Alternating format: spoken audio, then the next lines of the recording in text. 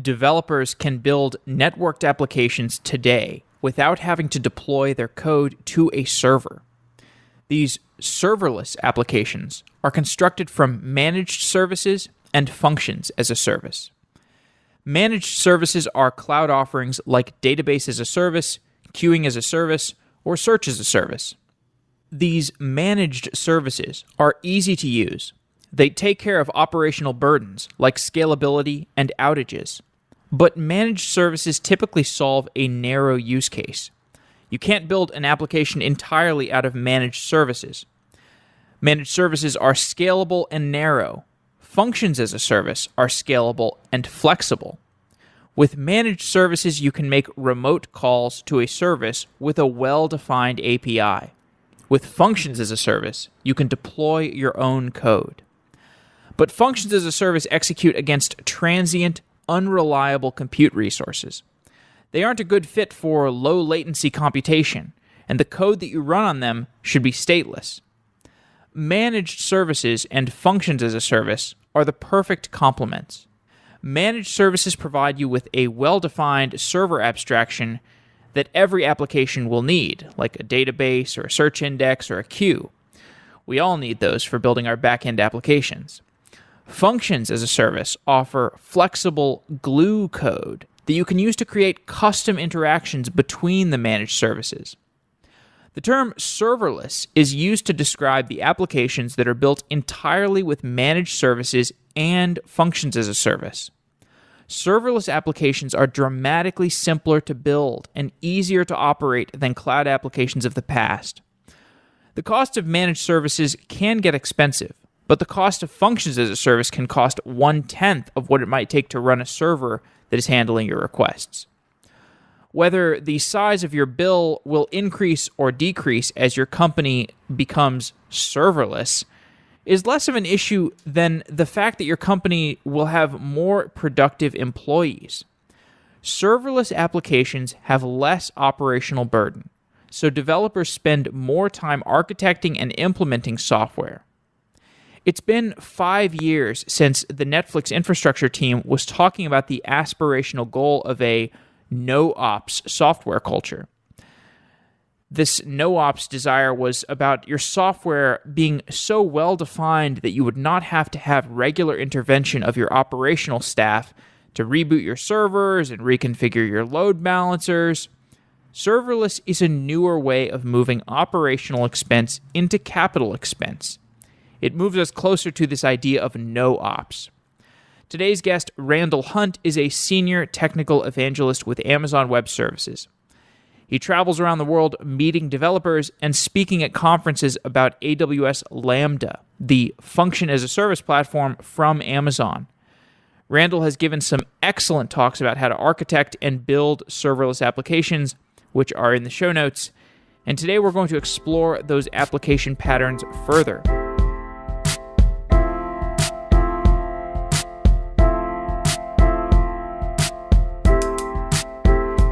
Amazon Redshift powers the analytics of your business, and Intermix.io powers the analytics of your Redshift.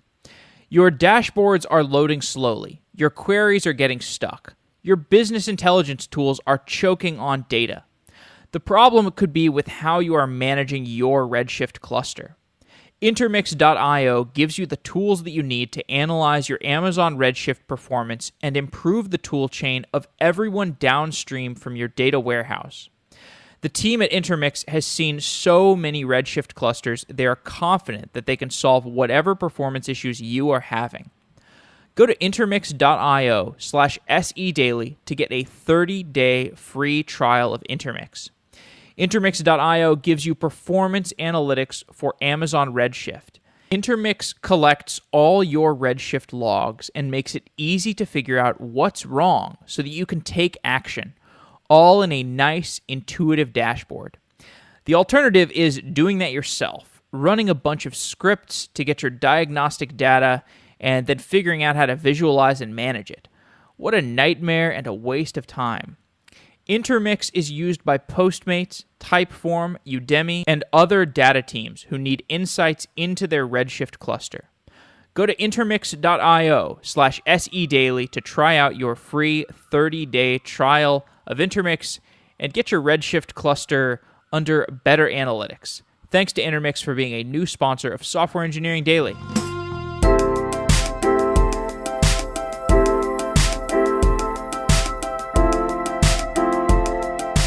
Randall Hunt is a senior technical evangelist at Amazon Web Services. Randall, welcome to Software Engineering Daily.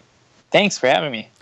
So I want to start by discussing a use case of AWS Lambda because we've been talking about serverless a lot on the podcast recently. And one show we had was with a guy named Yan Cui, and he was on the show to discuss the refactoring of infrastructure at a company that he was working at called Yubble.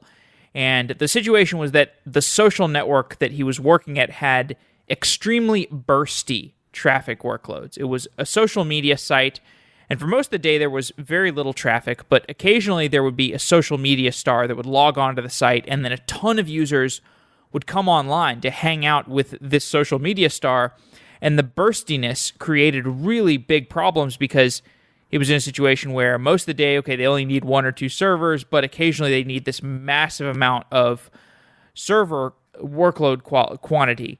And this turns out to be quite a common problem. So you're an evangelist. You talk to lots of different clients.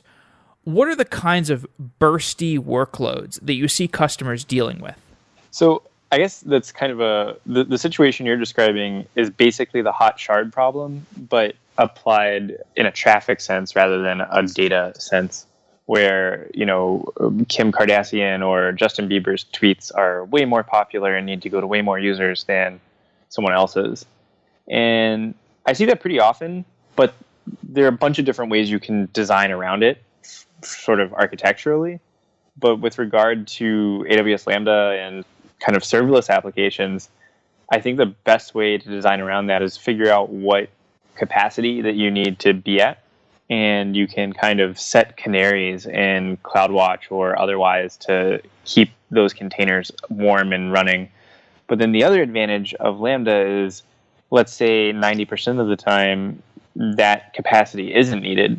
So, the promise of the cloud, all that nonsense. Sorry, it's not really nonsense. It's just me being funny.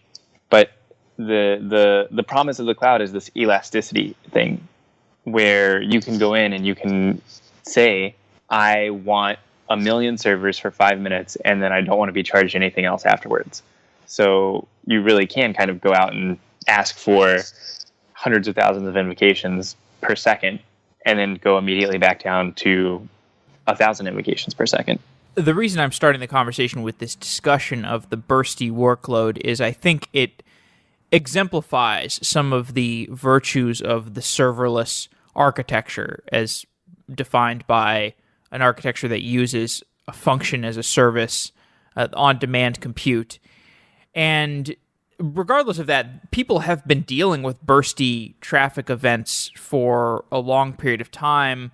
And just to give an idea for how the Lambda type architecture makes things a little better, what are the other ways that we could handle bursty traffic, like using auto-scaling groups or load balancers, the traditional way that we've been handling bursty workloads for the last 10 years? What are the ways that works, and what are the disadvantages of those approaches? So bursty workloads for the past 10 years, I think 10 years ago it was a very different story. Even 5 years ago it was a very different story. Auto-scaling groups were introduced probably 6 or 7 years ago now. And essentially, you would set up your auto-scaling group, and it would be measuring some kind of check. And typically that was an instance level check. Eventually it was able to be kind of a business level metric or an application level check that you were doing that would tell you whether or not you needed to be adding more instances to your pool of things that are answering this. Then you had a load balancer, in this case ELB. And Elastic Load Balancer would also be performing various checks and making sure that everything was running as it needed to be. And from time to time, you'd still run into issues, right? You might have you may only be requesting instances of a certain type, in which case there's not enough capacity for that type. So then we introduced Spot Fleet, and Spot Fleet allows you to say, I want anything that will give me this amount of capacity at an instance level. But then you can go even further. You can go to ECS, and ECS says, I have this task that I need to accomplish, and I need this amount of compute and this amount of memory and this amount of network. I don't care where it runs or how it runs. Just give me that much stuff. And then you can go even further. Oh, and the other advantage kind of that we recently added, I guess, would be per minute billing. So previously, if you were bringing instances up and down, you would be charged a full hour for each of those instances. That wasn't a spot instance, where the spot market, by the way, is just this kind of it's like a price that's determined and fluctuates based on the availability instances. So you can get like 90% off what the on-demand instance cost would be from the spot market. But going back to my point of previously, you would be charged for a full hour every time one of these instances came up, and every time you went down within that hour, you'd be charged the full hour. But now we charge per second. So you can bring an instance up for 2 minutes and 5 seconds, and you'll be charged only for those 2 minutes and 5 seconds. And then you can scale back down. But then with ECS, you can kind of granularize the stuff that you're getting, and it's kind of this continuum. So as you move forward on that continuum from EC2 to ECS and then to Lambda, you get into this very small deployable unit, which is just, hey, here's my code, and I want to run my code without having to deal with any networking or compute or anything else. The only dial that I have to figure out is my RAM, my storage, my memory, and then I just turn that up to 11, get my 1.5 gigs of RAM, run my code, and everything else is kind of managed for me. So the deployable unit gets much smaller, and the level of stuff that I have to worry about in order to scale also gets much smaller. Mm-hmm. I think a lot of people have gone from a monolithic type of application that's deployed on a VM to breaking their monolithic application into services that they deploy onto containers, and then deploying those containers onto Kubernetes or Amazon Elastic Container Service, that's ECS that you described, or Mesosphere, or whatever management platform of their services they want to use. What does that re-architecture typically look like when people want to go from a containerized architecture to a place where they can move some of that container functionality to functions as a service?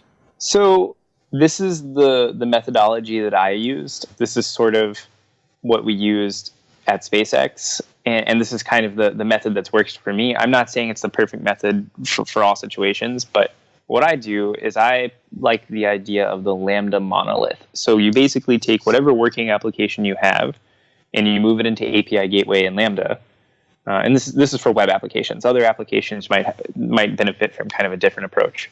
But for web applications, you take your Flask app or your Django app or whatever, and you move it into Lambda and API Gateway. And you can deploy these things with something like Chalice or Zappa or a bunch of other, the serverless framework. There are a bunch of different community run and based frameworks that are really good for deploying all this stuff.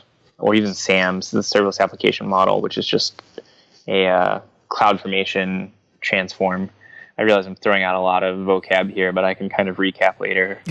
But the way that I do it is I take this big old hunk of code and I throw it into one Lambda function. Then, inevitably, something goes wrong. And when that something goes wrong, that's my first foray into microservices. So I start decoupling components of my architecture over time. Because in most of the situations that I'm in, it is more important to get it working than to get it perfect. Now, if you have the luxury of time, I would strongly recommend actually taking a step back, looking at your architecture, looking at the components that are available to you, and restructuring the entire application to take advantage of Lambda. Because what I'm describing, this Lambda monolith, is not going to take full advantage of all of the different components of Lambda and API Gateway. It's in fact pretty limiting, but it is a way to get started very quickly, and it's something that I see a lot of customers doing.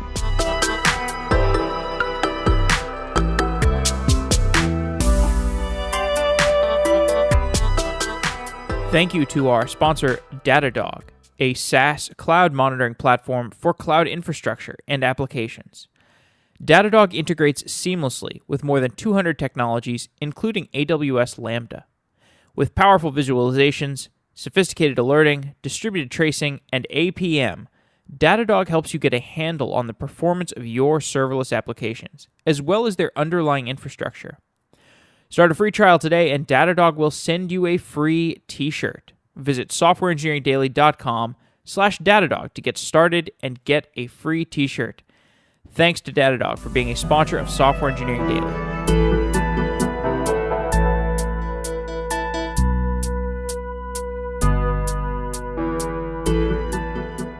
Can you talk more about that example of migrating when you were at SpaceX? I think that would be a pretty interesting case study if you can run through a little bit more of what exactly you were refactoring. Yep, can't talk about it. Oh, okay, all right. That's fine, all right. Sorry. Well, that's all right. Adds to the mystery of SpaceX, I suppose.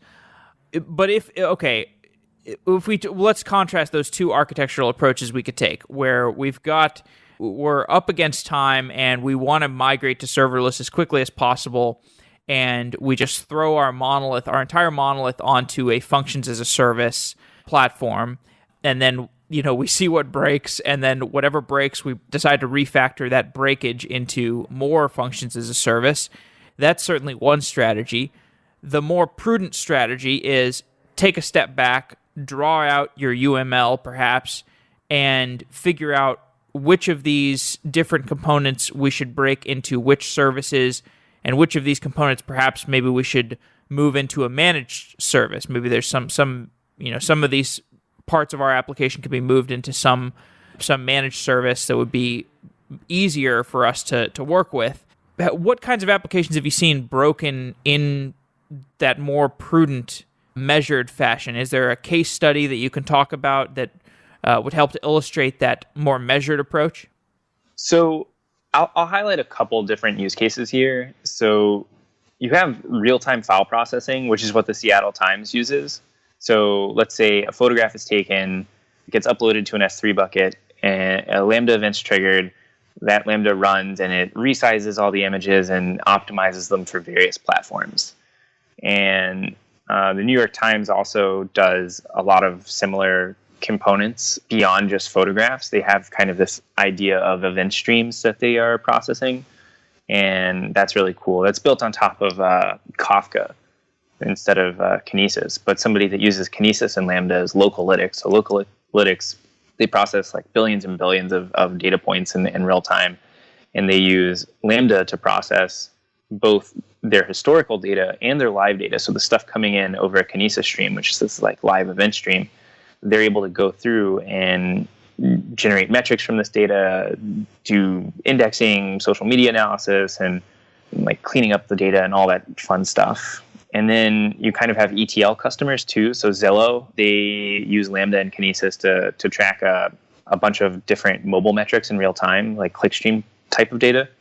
And then with Kinesis and Lambda, they can go back and put things into Redshift, which is a data warehousing solution, or even perform their analytics right there and immediately serve them to the people asking the questions. And that took them, the interesting part of that particular use case is that it only took them about 2 weeks to deploy it. So to go from, hey, we want to build this to deploy it and in production only took them about 2 weeks, which I thought was really cool. Then when it comes to kind of backends, like the web application backend, I mean, they're probably, I don't want to say millions, but there are thousands upon thousands of different customers and use cases for the web backend situation. The one that really stands out to me is A Cloud Guru. So they're a AWS training website, but not just AWS. They're a cloud training website where they serve courses and videos and I think little quizzes and stuff as well. And they're entirely serverless. So they talk about what it costs for them to run their entire application serverlessly. And they built it serverless from scratch, which I thought was, that's different from the typical migration scenario that you hear about. So they're truly kind of born serverless. And they talk about their architecture from time to time in various places, and you can probably look up one of their talks on YouTube. It's worth checking out. I am beginning to see the contours of what you might call a typical architecture for serverless applications. I talked to your colleague Danilo Pocha a while ago, and he outlaid something similar. And basically, the commonality that I see is you've got some kind of queue of events that is your queue of changes that are going on across your infrastructure, and you have event handlers that are reading from that event queue and making changes to your stateful infrastructure.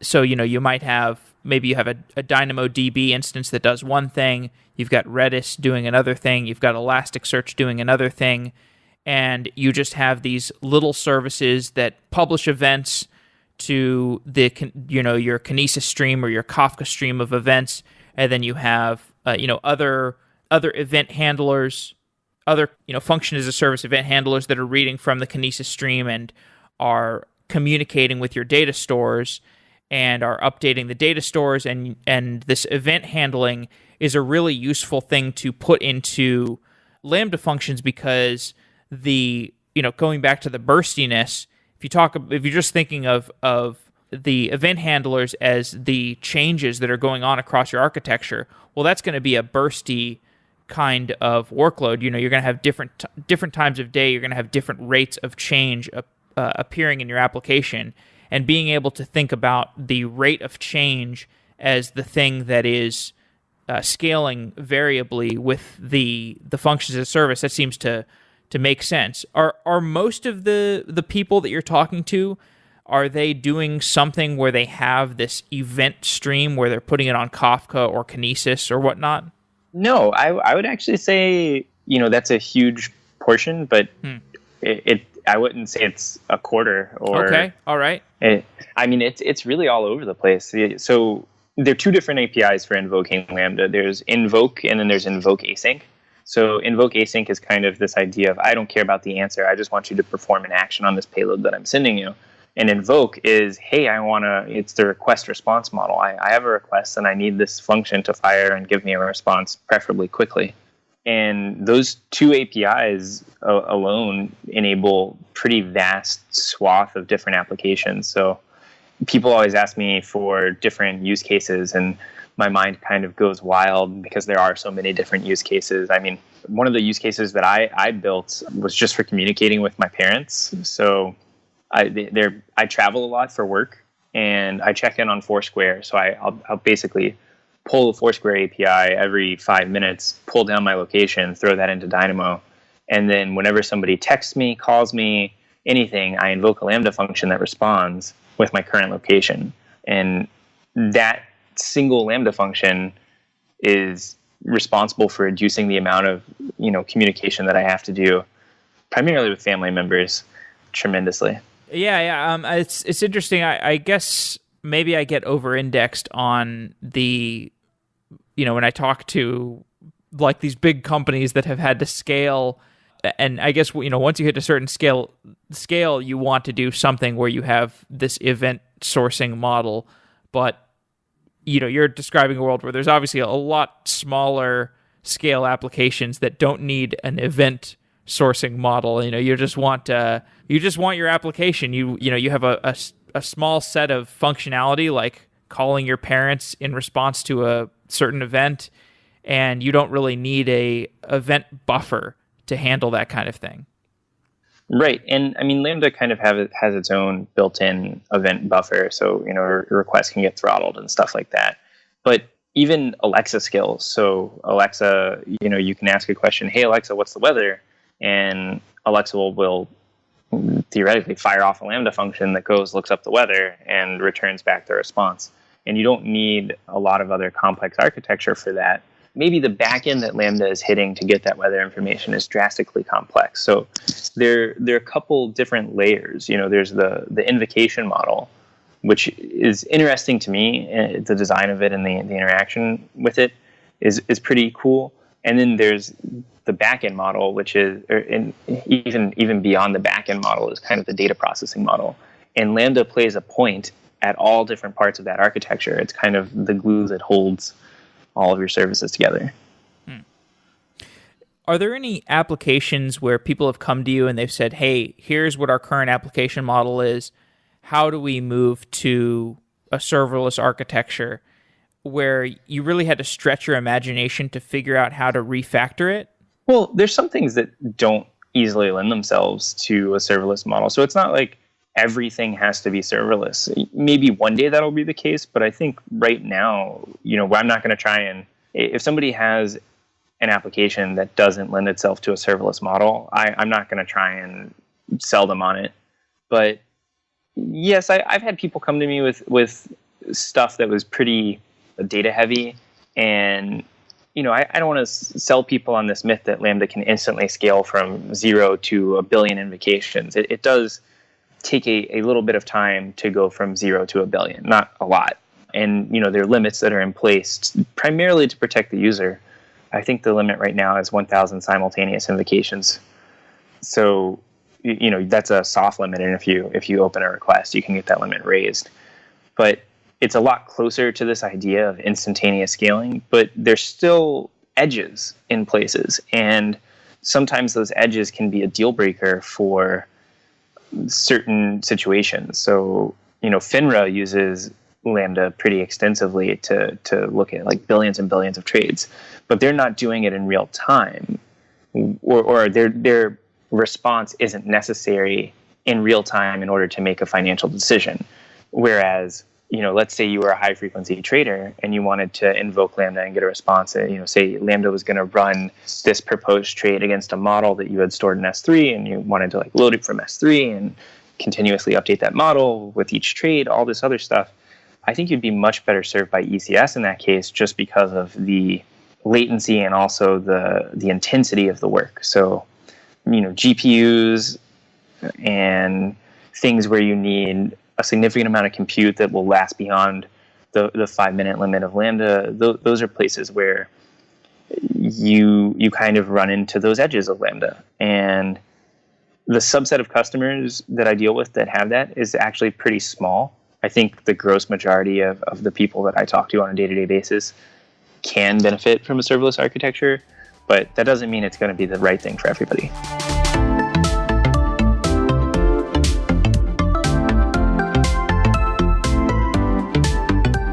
Dice helps you accelerate your tech career. Whether you're actively looking for a job or you need insights to grow in your current role, Dice has the resources that you need. Dice's mobile app is the fastest and easiest way to get ahead. Search thousands of tech jobs, from software engineering to UI to UX to product management. Discover your worth with Dice's salary predictor based on your unique skill set. Uncover new opportunities with Dice's new career pathing tool, which can give you insights about the best types of roles to transition to and the skills that you'll need to get there. Manage your tech career and download the Dice Careers app on Android or iOS today. You can check out dice.com/SEDaily and support Software Engineering Daily. That way you can find out more about Dice and their products and their services by going to dice.com/SEDaily. Thanks to Dice for being a continued sponsor, and let's get back to this episode.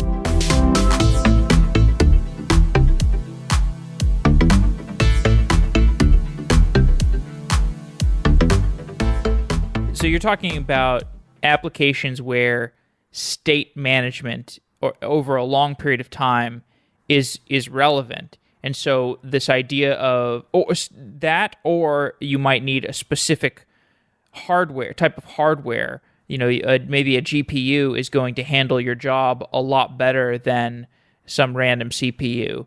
And I think with Lambda you can't specify what kind of processor it's running on. Is that right? Cannot. So basically, the more RAM that you provision, the more CPU you'll get as well. And I think we make some guarantees about maybe like not literally what instruction set, but at least the generation of processor. Like I think we make some guarantee about the minimum generation of processor, but I'm not sure on that. Actually, my colleague Chris Munns would be the right person to talk to about that one. Okay, well maybe that's another conversation I can have some time. Why don't you help clarify for people, like, why is state management, like, given the constraints of building a function as a service platform, why is state management difficult, and maybe what are some of the problems that exist today that will be solved in the future, or hopefully will be solved in the future? So a lot of state management can be solved currently with step functions, which is another kind of Lambda-focused service. So you can basically have a JSON document that defines state transitions and inputs and outputs from various functions, and you can have wait conditions and all that good stuff. It's kind of like a workflow or a state machine for Lambda. So I think that makes a lot of the state management easier. But if you were trying to maintain some sort of external state that requires either an intense compute job or a very long-running process that's maybe training a model or something, that's definitely not the right use case for Lambda, just because there's limits put on how long functions can execute and also how many resources they can use, whereas it is advantageous when, take the model training instance, for example. It's advantageous for you to get that model trained as quickly as possible, and you don't care if you use millions of resources because they're only going to be around for as long as it takes to train the model. And maybe you know there's a cost function for you where you can go in and you can say, I'm willing to spend this much money to have this model ready in this amount of time. And with Lambda, there's no way to kind of coordinate that gigantic piece of state, that gigantic set of matrices. You can kind of invoke a Lambda, go out to S3 and say, hey, download this file, because you get, I think it's like 500 megs of temp space in Lambda.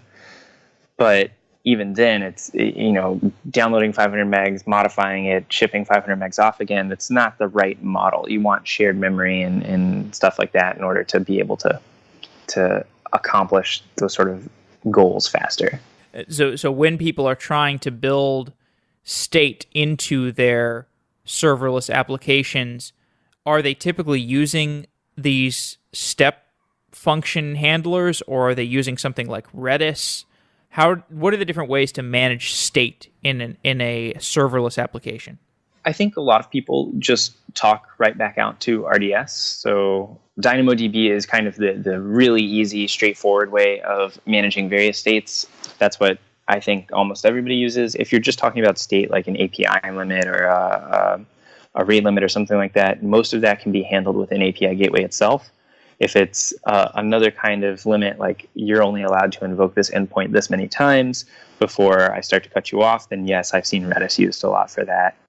And you can run Redis in your VPC, and you can run your Lambda functions in your VPC, so everything kind of sits tightly together and can talk very quickly and stuff. And then the other side of things is just, you know, if you're talking about CRUD type apps like create, update, and destroy, delete, you can very easily go right out back to a relational database. Like there's nothing preventing you from making those sorts of updates. And even long-running transactions, not huge long-running transactions, but transactions that last, a minute, you can still complete those and run those within Lambda. You're not limited in that way. So that's where I see most people managing state. When people are deploying and managing their serverless applications that they have figured out how to architect and they figured out how to refactor them, how does the day-to-day usage of their serverless experience, how does that go? Like monitoring and testing and deployment, how does the overall experience of operating a serverless application work? Well, I'll start with the dev cycle. So what I primarily use in my dev cycle is SAM local. So SAM local basically just spins up like Docker containers that have an API gateway local, Lambda, and all this other stuff. And it's basically like running Lambda, but locally. And that's kind of where I start. And then it comes time to deploy. And I think you kind of have this continuous integration model, which is you create a code pipeline or a code deploy scenario where you're saying, hey, I want you to upload this Lambda function or this artifact into Lambda, and I want you to deploy this API. And you can do all of that through CloudFormation. You can do it through Terraform, whatever kind of floats your boat, whatever you have the most expertise with already. If you don't have any expertise already built up, I would strongly suggest just focusing on CloudFormation and SAM.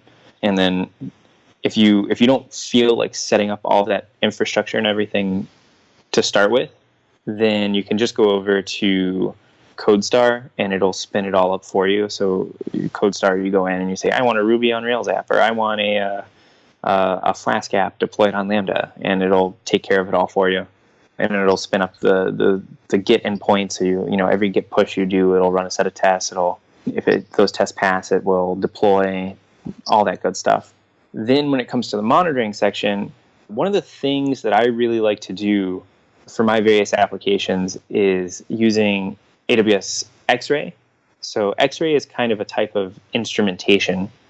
And what it allows you to do is get a service map of all of the different kinds of things that are all the different connections in your system. So serverless applications, serverless microservices in particular, kind of differ from these monolithic apps in that you may think that your service graph is relatively simple, but when you look at it, you realize you have data coming from tons of different places, tons of different clients, and then going out to tons of different places as well. And if you have a trace ID coming in with these requests, what you can do is you can actually propagate that trace ID through to all the other places where this data is flowing, and you can generate this very pretty service map, and then you can visually alert on that service map when something goes wrong. Oh, our request getting throttled by DynamoDB. Maybe I need to turn on autoscaling, or maybe I need to increase my read capacity units. Are my requests to recognition, which is this computer vision API that we have, or my request to recognition getting throttled? Oh, maybe I need to open a support ticket to get more limit, or maybe I need to figure out why we're resubmitting the same thing every time. Maybe hashing is broken. There's this company called Skyscanner that was using X-Ray to not really alert, but at least to instrument and monitor their system. And they realized, they had this one call that was taking a lot longer than they were expecting. And when they looked and kind of dove deep on what it was doing, it turns out they were reading from the cache every time. And that was, it was always a cache miss. And then when they looked into their code, they realized, we forgot to set the cache after we went to the database to grab the info. And that was something that they actually found in production with X-Ray. And it only took them 2 or 3 minutes of kind of looking through their metrics, and they had that instrumentation available to them. And it'll break it down by individual call. So you can see like each call you're making, this is what's happening, this is the latency for it. And then beyond that kind of code and instrumentation, you have the classic kind of CloudWatch model. So you have your logs, and your logs are going out to S3, and you can set up various alerts on those for 500s or whatever your traditional log alerting mechanism is. But then you also have the ability to create these custom dashboards. And what I tell customers to do with the custom dashboards are, rather than focusing on technical components, focus on some like business deliverables, to focus on some technically or programmatically confirmable business deliverable. And if that goes outside of a well-defined range, then alert and try to find some action that you can. So the business metrics you alert a human on, and then all of the other metrics, something breaking, a service not being available, those are metrics that you alert on, but the alert should go to something that can take a programmatic action to resolve it. So you want to alert humans for business problems, but if it's a problem that can be technically solved, you want to try and solve it with, I say a Lambda function, but you want to try and solve it through some other means. That's kind of my philosophy, and it works well a lot of the time, but there are also a lot of complications when you're building that level of alerting. Like it takes a little bit of time investment, and it takes some familiarity with your system that not everybody has. I know we're kind of up against time, but you talked a little bit about machine learning and places where building a model or working with a model may not exactly make sense in the context of serverless architecture.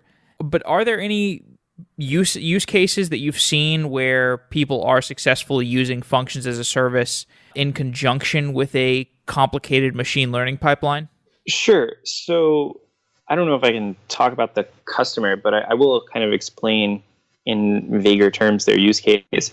So running a model on Lambda is totally doable. Plenty of people do that. And in fact, I think we have our own fork of MXNet. It's like a model that you have trained and deployed. Right. You deploy it to a function as a service, so people are just making stateless calls to that model. Right, exactly. So, I mean, that's pretty common. I see it very often.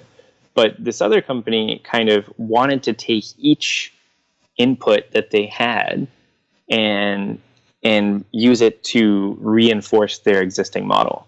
So they had an API gateway that would invoke a Lambda, which would immediately invoke another Lambda that had their call out to push the input into their model, and then they would invoke that asynchronously.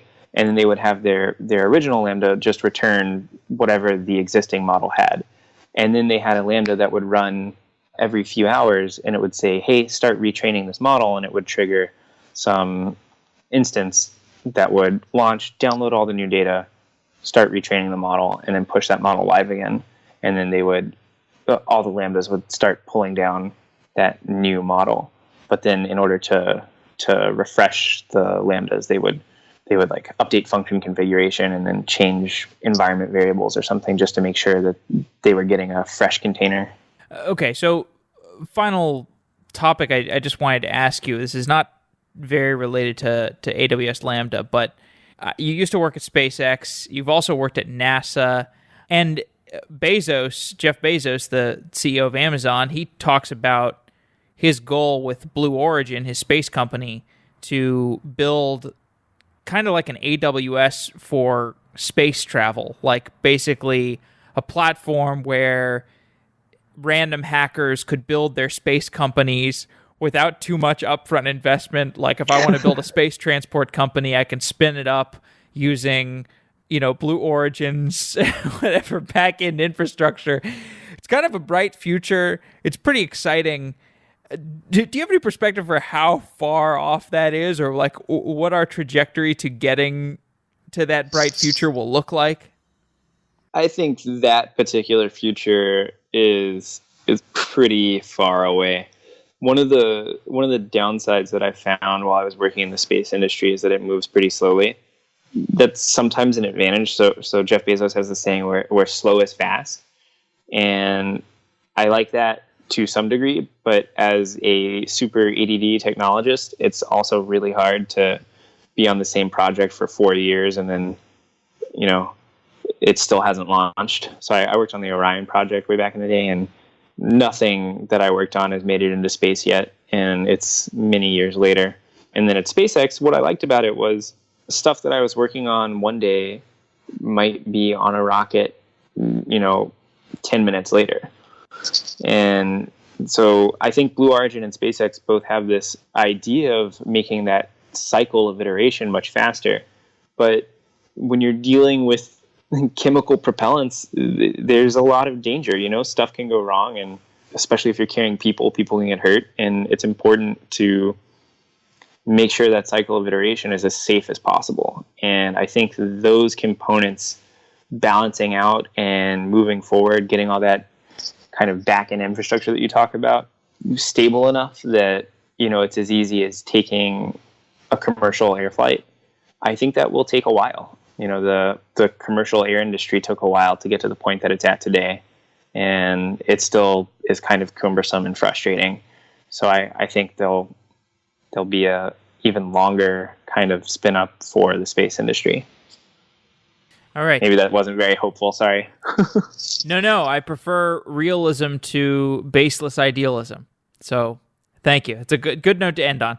Well, Randall, I appreciate you making the time, despite the fact that you're just on the tail end of an overseas flight. You're about to go give a talk at a conference. I really appreciate you taking the time, and I hope we'll talk again soon.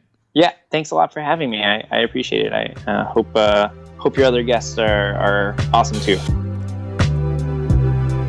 Are you a Java developer, a full-stack engineer, a product manager, or a data analyst? If so, maybe you'd be a good fit at TransferWise. TransferWise makes it cheaper and easier to send money to other countries. It's a simple mission, but since it's about saving people their hard-earned money, it's important. TransferWise is looking for engineers to join their team. Check out transferwise.com/jobs to see their openings. We've reported on TransferWise in past episodes, and I love the company because they make international payments more efficient. Last year, TransferWise's VP of Engineering, Harsh Sinha, came on Software Engineering Daily to discuss how TransferWise works, and it was a fascinating discussion. Every month, customers send about $1 billion in 45 currencies to 64 countries on TransferWise. And along the way, there are many engineering challenges. So there's plenty of opportunity for engineers to make their mark. TransferWise is built by self-sufficient autonomous teams, and each team picks the problems that they want to solve. There's no micromanagement, no one telling you what to do. You can find an autonomous, challenging, rewarding job by going to transferwise.com/jobs. TransferWise has several open roles in engineering and has offices in London, New York, Tampa, Tallinn, Cherkasy, Budapest, and Singapore, among other places. Find out more at transferwise.com/jobs. Thanks to TransferWise for being a new sponsor of Software Engineering Daily, and you can check it out by going to transferwise.com/jobs. Wow!